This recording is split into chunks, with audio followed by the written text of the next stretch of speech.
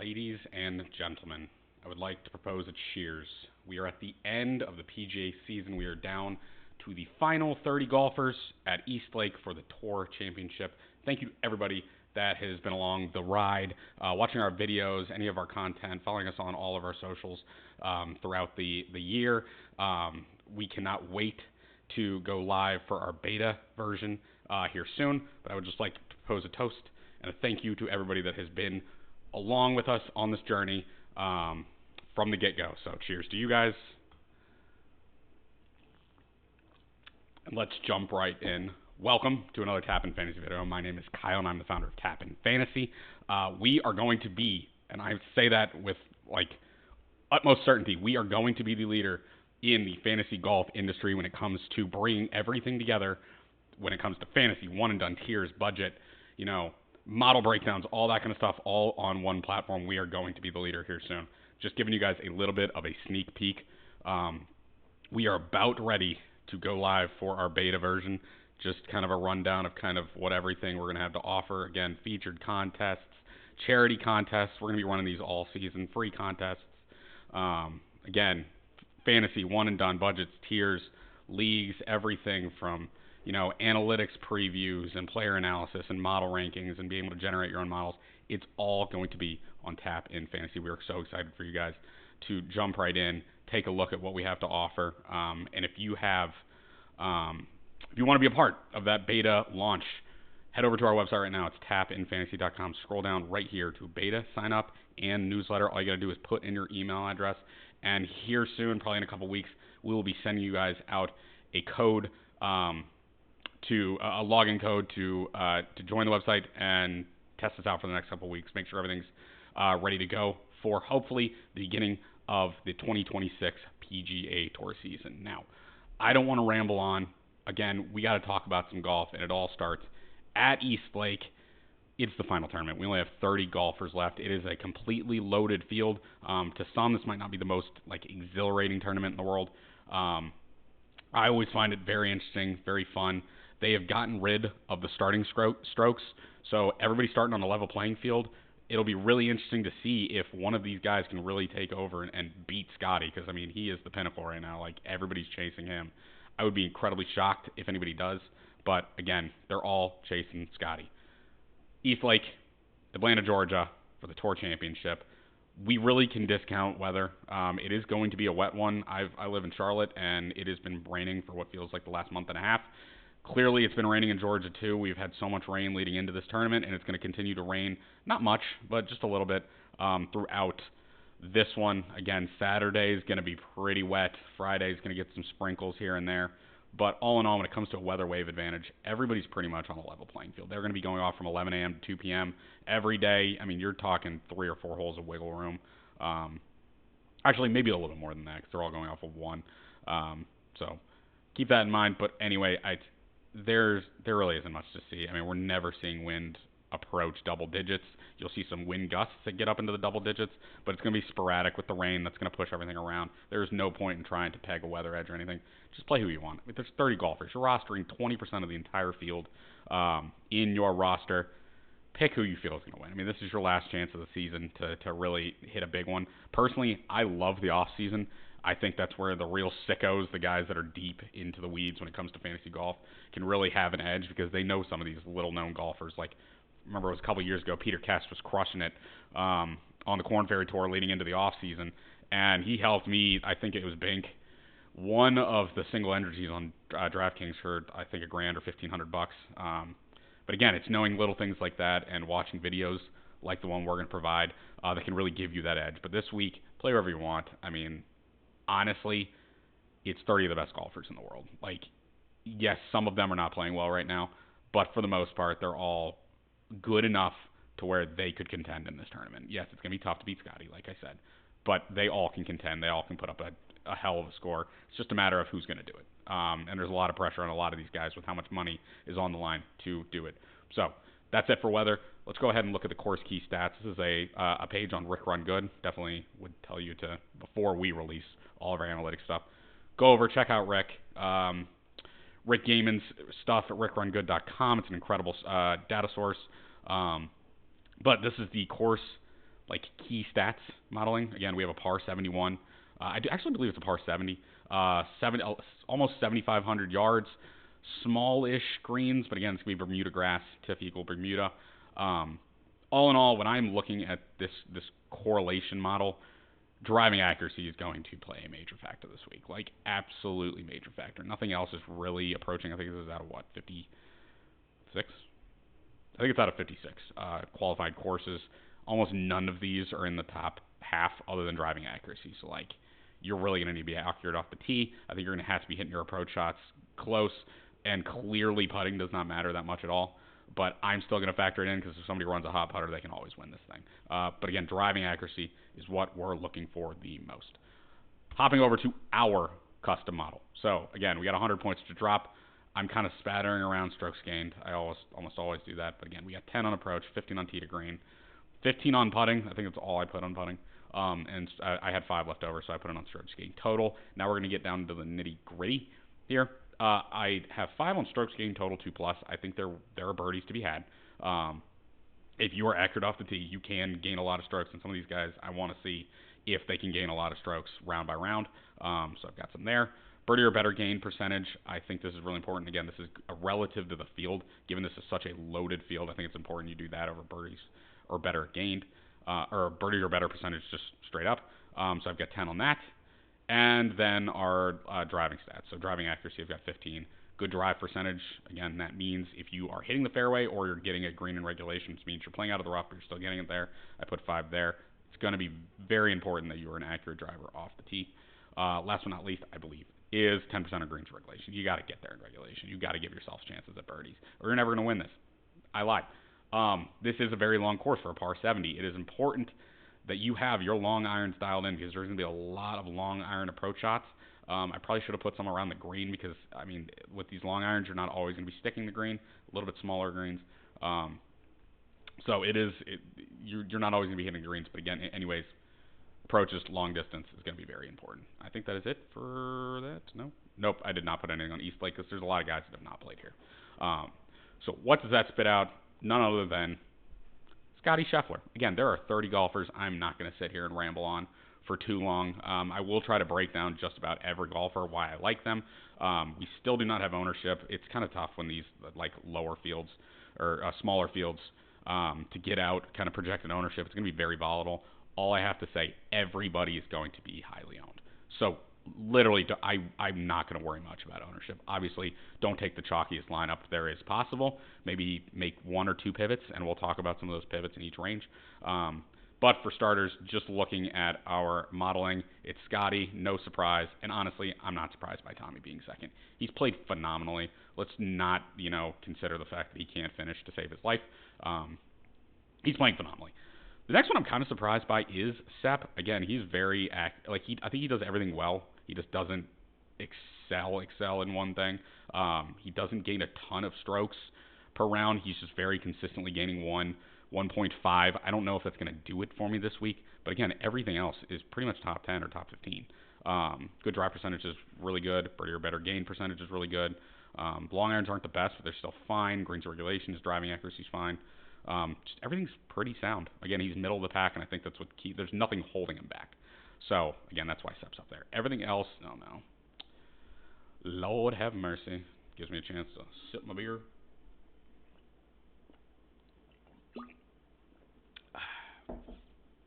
Internet, what are you doing? Let's try this one more time. What are we doing? What are we doing? Let's try for a third time. Maybe that's what we needed. There we go. Tour Championship, loaded up. Again, everybody else kind of falls in line. There's going to be some outliers. One of the ones I'm kind of shocked by a little bit is that Rory's so far back, but I think it's because we are factoring in driving accuracy quite a bit. He's dead last in this field in driving accuracy. Not good, Bob. Not good. We have ownership. That's beautiful. That'll help us out a ton. We'll definitely talk about that in a moment. But anyway, some other standouts, Ben Griffin, Cam Young, not surprised that they're up there. Colin being 7th, I'm actually quite surprised by. He's been pretty putrid, but it's more on the putting surface. Again, dead last in this field in putting, but everything else is pretty sound. Again, we are going to factor in driving accuracy a ton this week. I I do think he's worth a shout. Like we'll definitely talk about him. But again, the rest everything kind of falls in line. Aberg's not as high as I wished he was. And then a lot of the 6K guys are down here. Plus JT, no surprise, that guy's fool's gold. Still love him, but hopefully he can figure some things out. So anyways, let's go ahead. We're gonna sort by salary, and we're gonna start looking at. Again, we do want to factor in ownership a little bit because if there's a massive pivot, it is important we talk about it. But we've got to start comparing some of my course fit scoring with how they're playing comparative to the other guys in the price range. So above 10K, there's only 3 guys. We've got Scotty a mile above. I'm playing him. There is no need to sit here and debate why. He's the best player on the planet. He does it in pretty much every facet. I don't care that he's 8th in this field in putting. That's like, and this putting doesn't matter. Yeah, get the heck out of here with that. I mean, he's top 5 in everything else, literally, except for driving. Actually, 11th, perfectly fine. I think he wins this week, and I think you're going to need him. But the problem is, you don't have like 20 or 30 6K, 7K guys to choose from. You got like 14.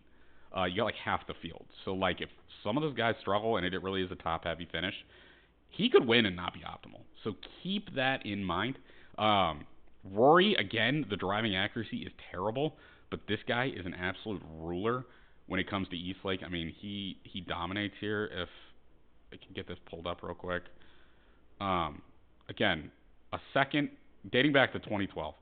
T2, first in 2016, first in 2019, first in 2022. Top 10s galore. He pretty much is finishing top 10 every single time. Off the tee, absolutely crushes it, putting it. I mean, this is phenomenal.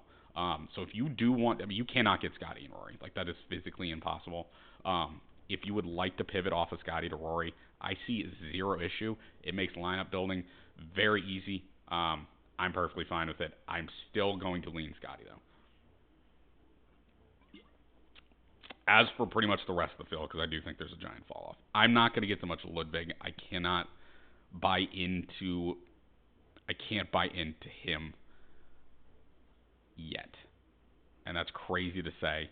I think he's okay for what we're asking, but again, this driving accuracy not being the best, he's not in the top half in the field in strokes gain approach, putting, or tee to green, or total. For that matter, there's just a lot of things that kind of are a deterrent to me. I think he might have some struggles when it comes to keeping it in the fairway, and I don't know if his approach game is up to snuff, even though he has had a phenomenal playoffs. I just kind of think he might run into a buzzsaw here. So that's kind of where I'm at. I would much rather go to Tommy, who is an incredibly accurate driver of the golf ball. Great strokes gain total, tee to green, everything. His putter has been electric. Approach has been electric. I mean, everything is falling in line for him to find success here. Love some Tommy Fleetwood. The rest of the 9K range is kind of hit or miss for me. I do like Henley because he is an accurate driver of the golf ball, but he really doesn't hit his long irons well because he's incredibly short off the tee. Greens in regulation might be a bit of a struggle. Birdie or better gained. If this was a grinder type course, I'd be more inclined to go with Russell Henley, but he's really not going to be able to, I think, pick up enough birdies to keep up with some of the big dogs. I would much rather go to Vic, whose approach game has been spectacular. I know the putters sucked, but if I remember correctly, I think he's putted here very well. Sorry, let me get rid of that. I think he has. Yeah, the last 2 years gained 4 strokes, which is incredible. Gained 4 strokes, gained 3. I mean, he does have an eye for this place. I mean, a couple years ago it wasn't as much, but he definitely has an eye. I do like Victor quite a bit. I'm not falling for JT. I just don't think this is the spot for him. He's inaccurate off the tee, and he doesn't have the rest of his game to keep up with it. The putter has been okay, but the approach game is what's kind of been carrying him over the last 36. Is not doing it for me. I'm never going to play Patrick Cantlay in a field like this, and I think that was the end. Again, there's only 4 guys in the 9K range. 8K range, I'm not playing Cantlay. I'm fine with Sam Burns, but you're probably going to have to rely on his putter getting really hot like it has the last couple of weeks. I'm not going to look at I'm not going to fully look at, again, the finishes, but if he's not getting a ton with the putter, it's very few and far between. Like, he's not going to push up the board. Again, he loses with the putter at the 3M. T61 is terrible. The Open, lost with the putter. Again, even when he gains the putter, he sometimes has a chance that he kind of sucks everywhere else. So keep that in mind. I'm probably not going to get to him. I do think this is an okay place for him, but it's just I'm not going to get to him. I'd rather get to other guys. Specifically, this pains me. I'm gonna play Colin Morikawa this week. He won here technically last year. If we are if it was the same type of tournament last year as it was this year, with we're starting on a level playing field, he would have won. He did beat Scotty Scheffler, I think, by 2 strokes.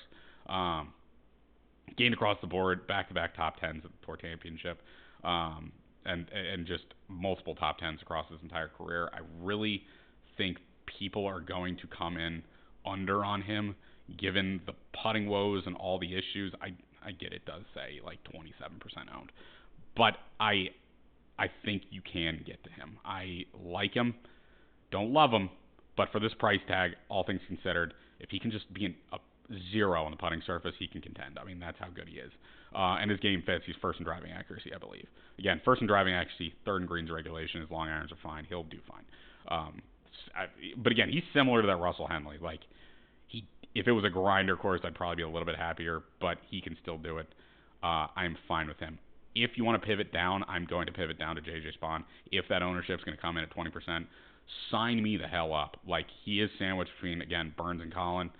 Cam Young, I think Ben is going to get some ownership. Hideki's going to get some. He might be a forgotten about guy, but this is the guy that won the U.S. Open, and we're going to see similar conditions this week. Great on approach. The driving accuracy is fine enough. Strokes gained total, I'm pretty sure he picks up.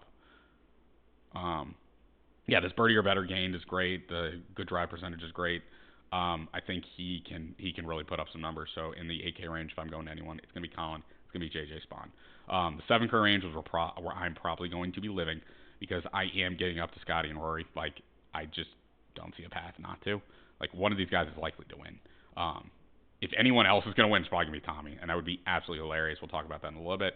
But again, I'm going to be living in the 7K range. If you go Scotty, you can get to you can get to Cam Young, some of these guys down here in the 7s. I think this is actually a very slept-on range, more the mid to upper 7s. I'm not a big fan of pretty much Keegan and below, but we'll talk about a couple of these guys.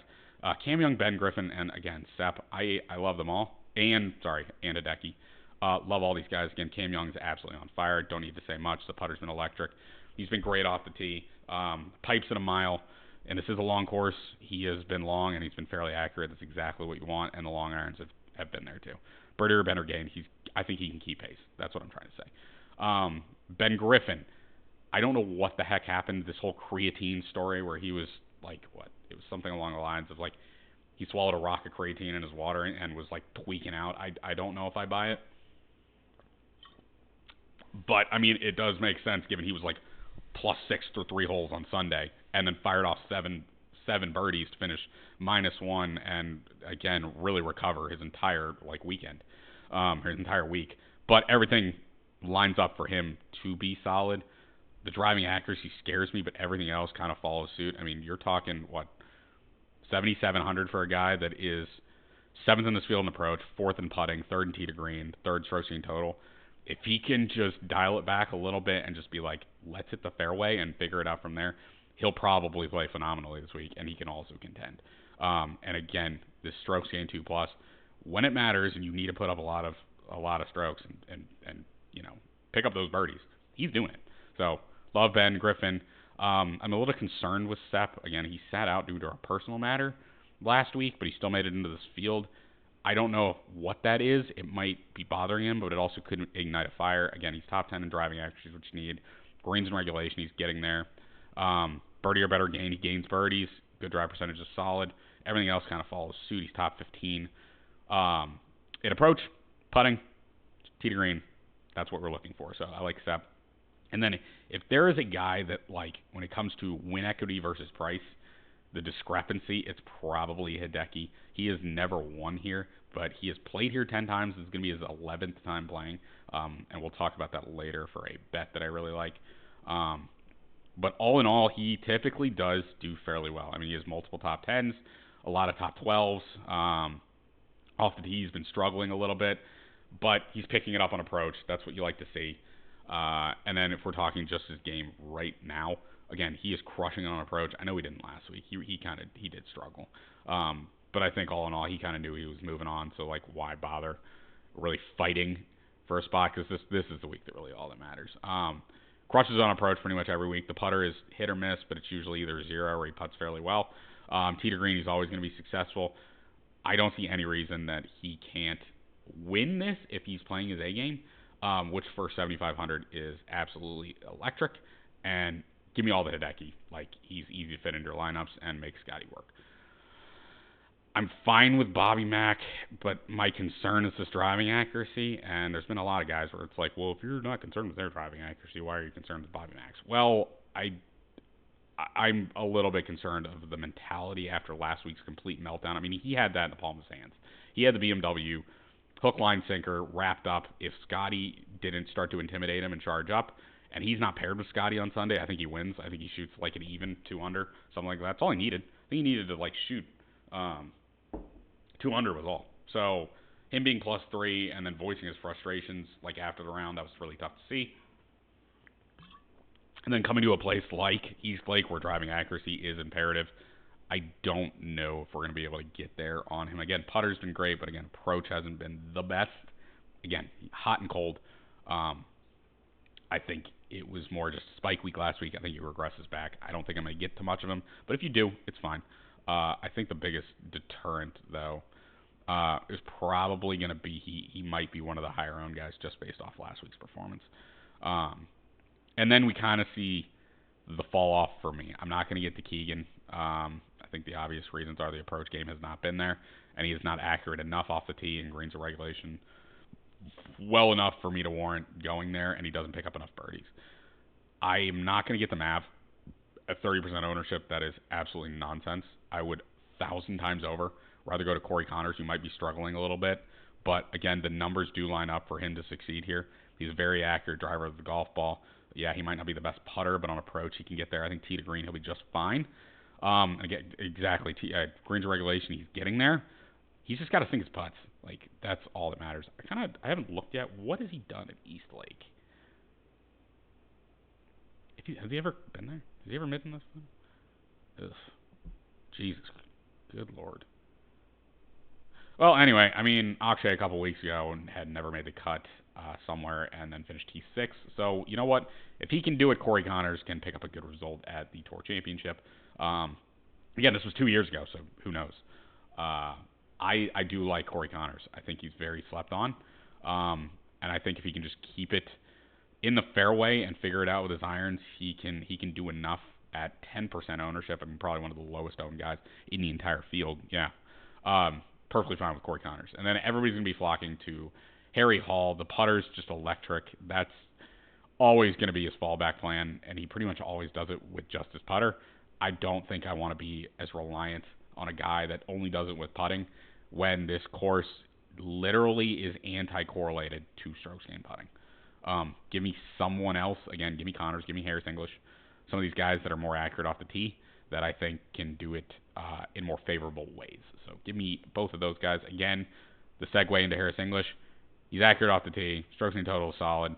The rest of it, not really the best, to be quite frank. I mean, this is concerning.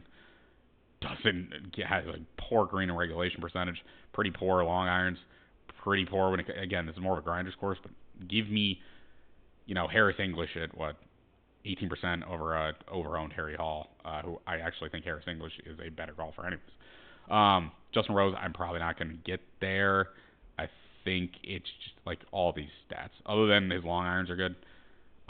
He's just a confusing one to me. Like, I can never get him right. I'm just probably not going to play him.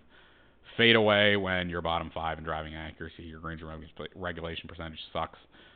Tee to green isn't the best in this field over the last 36, even with a win, which is nuts. Yeah, give me Akshay. I'd rather just go down to him for 6,700. His approach numbers are a lot better. He's a little bit more. He's way more accurate off the tee. Greens and the regulation percentage is a lot better. And then that's pretty much it for me, other than Shane Lowry. I just think it's name value. He should not be 6,400 in a field like this. Again, the approach has been fantastic. He's been accurate off the tee. His biggest problem is his putting has been atrocious, but that is almost exclusively on the back of this performance, right? here at the U.S. Open, where he lost 6 strokes in 2 rounds. That is insane in the membrane. And then at the FedEx St. Jude, he lost 4 in 4 rounds. That sucks.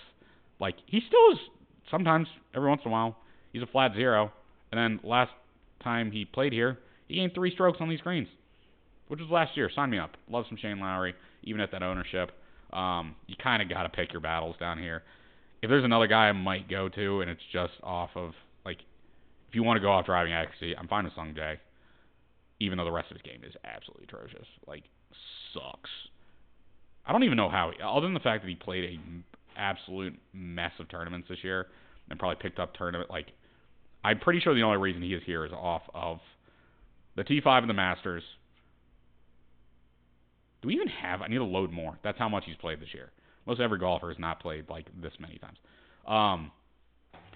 The solo third at the Century and the T4 at the Farmers. That is the only reason he is even remotely in this tournament. I guess a T11 at the Heritage. What is it, 16 at Memorial? I mean, he does okay in some of these big field events, and that's about it. Like, everything else is trash. Like, how you can't live off of insane around the green play. That's nuts. How have you? He's lost on he lost 11 strokes last week on approach. Holy crap, that's atrocious. He has lost on approach in 1, 2, 3, 4, 5, 6, 7, 8, 9, 10, 11, 12, 13, 14, 15, 16, 17 of the last 19 tournaments. Yeah, I'm not getting to Sanjay. If he beats me, so be it. I don't think he'll be that highly owned. Maybe Bridgman. I'm pretty sure he's accurate. Either way, I'm probably gonna stop at Shane Lowry. I don't think I'm gonna get much lower. I guess Nick Taylor's accurate off the tee. This would be the type of course that I guess he would be fine in. As a pivot, he's probably lower owned. Yes, he's lower owned than Shane Lowry, half the ownership. I'm fine with Nick Taylor as a pivot, but that is pretty much it for me. So again, thank you guys, and cheers to an incredible golf season. Hopefully next year we'll be on our platform. Actually, not hopefully. We will be on our platform. You'll hear plenty of information about our beta launch, all that fun stuff coming up here soon. So keep an eye on our socials. You can find all that on in the description of this video. Either way, cheers. I appreciate you guys, and best of luck. I will still see you guys next week. Cannot believe I almost forgot. Guys, we have to do our favorite bets. So, number 1, we're back to the matchups. Round 1 matchup, Hideki versus McNeely. I'm taking Hideki.